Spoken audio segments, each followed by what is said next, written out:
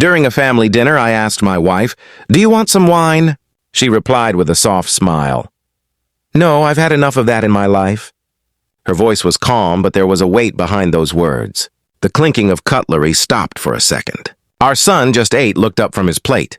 My parents, sitting across the table, exchanged glances but said nothing. She took a small bite of mashed potatoes, like she hadn't said anything unusual. But I knew what she meant. And I knew it wasn't about wine. You see, 5 years ago, before we were married, before we even knew what real love was, she was in a very different place in life. She had just come out of a toxic relationship, the kind that breaks you down piece by piece. And to cope, she drank a lot. She never talked much about those years, just little pieces here and there, when the night was quiet and her guard was down. Nights where she told me how she would sit alone on her apartment floor, crying with a glass of cheap red wine, pretending everything was okay. That wine was never about taste. It was about silence, about forgetting. When we met, she was already on her way out of that dark tunnel. But healing isn't linear. She still had nightmares.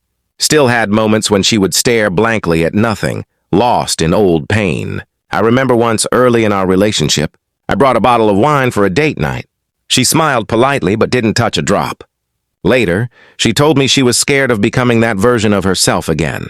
So when she said, "No, I've had enough of that in my life," during a simple family dinner, it wasn't just a reply. It was a quiet victory, a declaration, a reminder that the woman sitting beside me, laughing with our son, joking with my parents, was someone who had walked through fire and made it out stronger.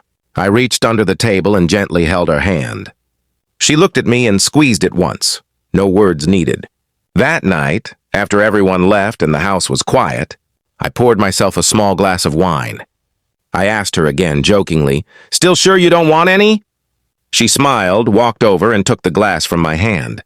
She held it up to the light, watching it swirl, then set it back on the table. "I'm drunk on love these days," she said softly, wrapping her arms around me. "That's more than enough.